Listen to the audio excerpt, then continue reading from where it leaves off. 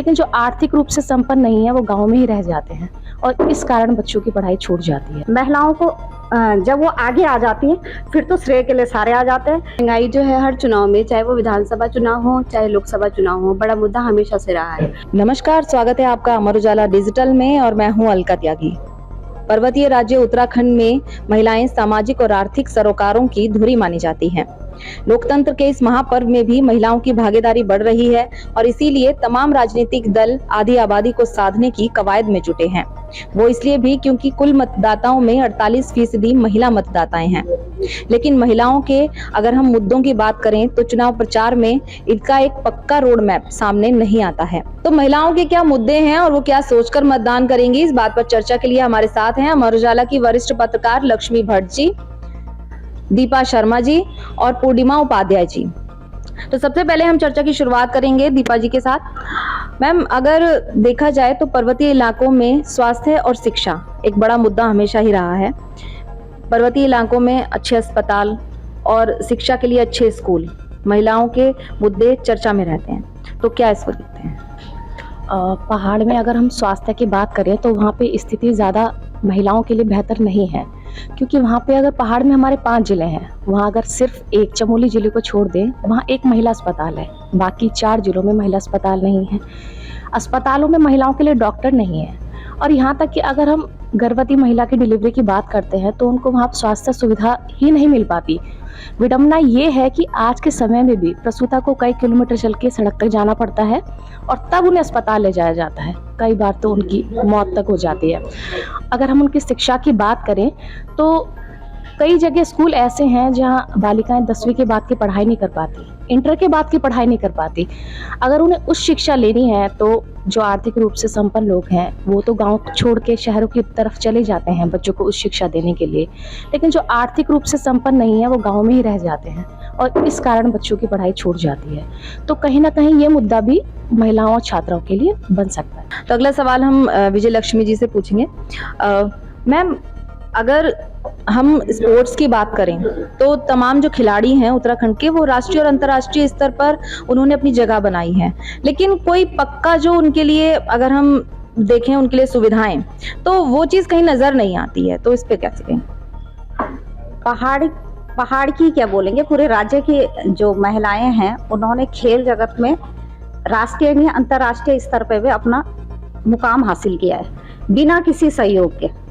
उसके लिए उन्हें सरकार की ओर से या किसी और तरह से उन्हें कोई सहयोग नहीं मिलता है। उनकी खुद के बलबूते पे गई, चाहे वो रुड़की की हॉकी खिलाड़ी वंदना कटारिया हो, चाहे जोशीमठ की दूरस्थ गांव की किरण ने पेड़ के छिल्लों से स्कीइंग सीखा और खुद की मेहनत से वो अंतर्राष्ट्रीय स्तर पे उसने स्कीइंग में गोल्ड लेके आई देश के लिए।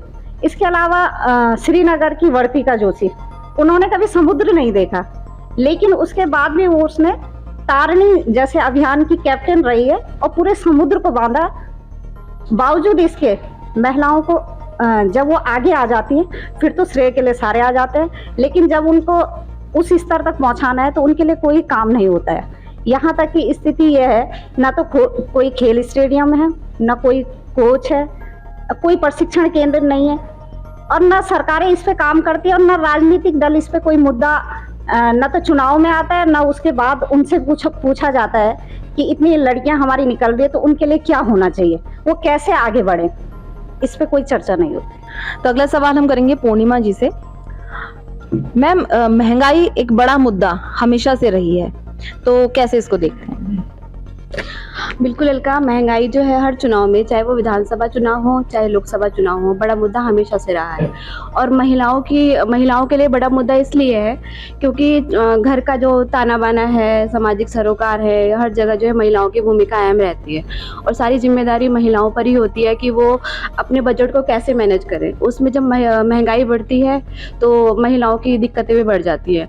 हर साल बच्चों की फीस में इजाफा होना और घर का जो भी ज़रूरी सामान है उसके दामों में इजाफा होना, तो उससे कहीं ना कहीं आय के साधन जो है अभी भी सीमित हैं, महिलाओं के पास उतने ही रहते हैं। और जब बजट की बात आती है तो फिर बजट हमेशा बिगड़ जाता है उनका। उन हालातों में ये हो जाता है कि अब इस कहाँ कटौती करें। तो इस चुनाव में अहम मुद्दा महिलाओं के लिए ज़रूरी है और ये सोचकर ही महिलाएं वोट देंगी कि कहीं ना कहीं महंगाई कुछ तो कम हो ताकि उनकी परेशानी कुछ कम हो। अच्छा, चुनाव में एक सवाल ये भी उभर कर आता है कि महिलाओं को अगर देखा जाए तो बूथ मैनेजमेंट से लेकर झंडा डंडा उठाने तक और तमाम जो प्रचार होते हैं उसमें महिलाओं की संख्या को बढ़ाने को लेकर तो तमाम राजनीतिक दल अपना पूरा बल लगाते हैं, लेकिन अगर देखा जाए तो उनको टिकट देने में कहीं ना कहीं वो अपना हाथ पीछे खींचते हैं। अभी भी अगर इस चुनाव में देखा जाए तो 55 जो प्रत्याशी हैं उत्तराखंड में, उसमें से 4 ही केवल महिला प्रत्याशी सामने आई हैं, जबकि अगर पिछले चुनाव को देखा जाए तो महिला जो मतदान प्रतिशत है वो भी बढ़ा है। तो इसको कैसे देखते हैं आप?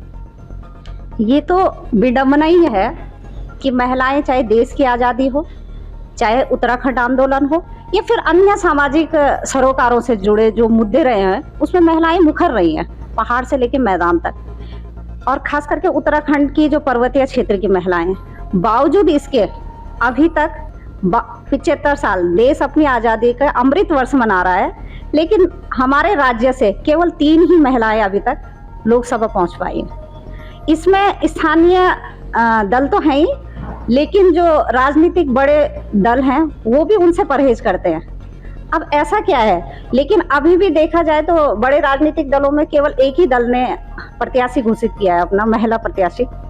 उसमें भी वो कहीं ना कहीं, चाहे जातीय समीकरण हो, चाहे क्षेत्रीय समीकरण हो, चाहे उनका राजशाही समीकरण हो, जो भी हो, उस सब चीज को देखते हुए उनको टिकट दिया गया। उनको उनकी योग्यता के आधार पे क्यों कम आंका जाता है, ये समझ नहीं आता है। इसका कारण स्पष्ट तौर पर हम क्या कह सकते हैं, लेकिन अनुमान लगा सकते हैं कि समाज हमेशा पुरुष प्रधान सोच कर रहा है, तो उसमें महिलाओं को आगे बढ़ाया नहीं गया है। बढ़ाया गया है तो महिलाओं ने खुद अपनी इच्छा से आगे बढ़ी हैं, अपने हक के लिए आगे बढ़ी हैं। तो इसमें यह है कि जिम्मेदार तो समझते हैं महिलाओं को, महिलाएं बहुत प्रगतिशील हैं, बहुत दृढ़ इच्छा शक्ति है, आगे बढ़ने की बहुत क्षमता है, नेतृत्व की भी क्षमता है, लेकिन मुझे लगता है कहीं ना कहीं पुरुष प्रधान सोच आड़े आती है उन्हें और आगे बढ़ाने में। मेरा मानना ये है कि महिलाओं को अगर मौका दिया जाए तो वो हर क्षेत्र में बहुत अच्छा कर सकती हैं और कर भी रही हैं, लेकिन ये है कि उनको मौका नहीं दिया जाता, खासतौर से राजनीति में।